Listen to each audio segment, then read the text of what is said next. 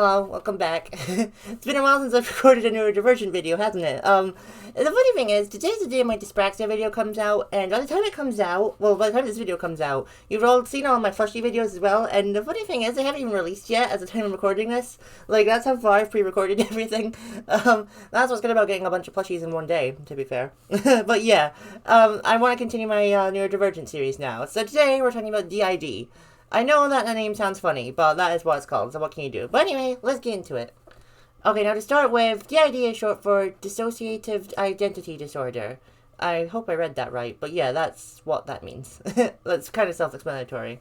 It was originally called Multiple Personality Disorder, though, but I feel like that's a bit of a outdated term, to be honest. I think DID sounds better. Now, what is DID, you may ask? It's when someone has at least two distinct and relatively enduring personality states. So, yeah, basically, you have multiple personalities. But, again, I think, DID sounds better than MID, so we're still going to stick with that. Please don't call it multiple personality disorder, because that feels a bit slurry to me. Okay, another thing about it as well, the disorder is accompanied by memory gaps and are way more severe than someone that is just forgetful. Which makes sense, because your two personalities are different people. As crazy as it sounds, that is basically what it is. It's basically you have two souls in your body. Which it probably is, to be fair.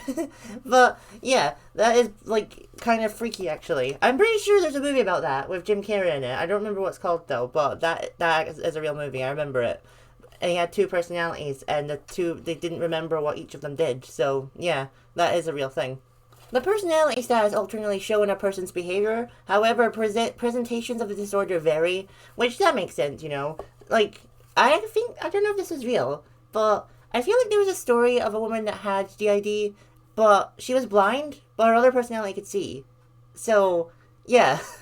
I don't know how real that is, or if that's even true, but if true, that's terrifying, that one of your personalities can see, but the other one can't. Like, well, if I have DID, then maybe my other personality is not autistic. Hopefully that's not true, though. Alright, this one I don't entirely agree with. It's thought it can be caused by early childhood trauma. Well, aren't I lucky? Yeah, I don't know if I agree with that one, to be fair. I feel like most neurodivergencies you're born with, but some like PTSD can be caused by things, but I guess, maybe if, you have trauma, you don't want to be yourself, and then your brain just, is okay, well, you're gonna be a different person now, and then you just change. So, I guess when you look at it like that, maybe? I don't know. I feel like I need to do more research on that part. I have no idea what this word says, so please bear with me.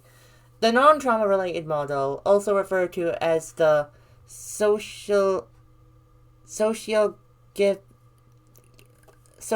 this word model, or the fantasy model, suggests that dissociative identity disorder is developed through high fantasy pronouns or suggestibly role-playing, or, okay, I see what it's talking about now, social culture influences. Okay, so basically what it's saying, if you play something like Dungeons & Dragons, that could cause your multiple personalities.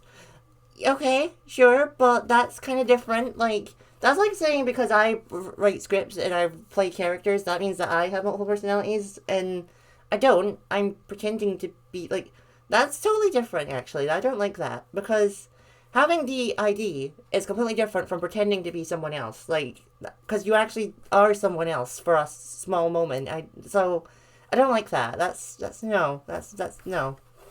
Also, there is no medication to treat DID directly. However, medications can be used for comorbid disorders or targeted symptom relief. Okay. For example, antidepressants or treatments to improve sleep. Alright. I feel like in that Jim Carrey movie I was talking about, he actually did have medication for his DID. But, yeah, I understand that. Because obviously neurodivergencies can't be cured. You're stuck with them for basically the rest of your life. But you can learn to deal with them. There are easy ways to learn to cope with them. So yeah, I guess I understand that one. The number of recorded cases increased significantly in the later half of the 20th century, which that's actually quite interesting to know, along with the number of identities reported by those affected. However, it is unclear whether increased rates of diagnosis are due to better recognition or social cultural factors such as mass media portrayals. I think it's kind of a mixture of both, to be honest. It's the same as what I've said about autism and ADHD, okay? Back in, like, the 80s or whatever, no one gave a damn what was wrong with you. They were just like, oh, he's slow, it's fine. And you'll just fail school, it's fine. But then, like, when I started growing up, it was much better because people actually cared and started, like, paying attention and helping, like, kids like me. So, yeah. I feel like I need to say this again, actually. Like, people are like, oh my god, everyone's neurodivergent now. I'm going to write on Facebook about how it's being caused. First off, it's not being caused, okay? Everyone's born with their neurodivergency.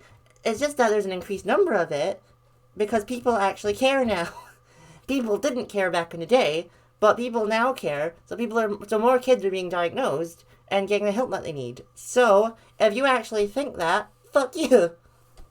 Okay, the last point I have. The typical presenting symptoms in different regions of the world may also vary depending on culture, which, alright, that's, like, interesting.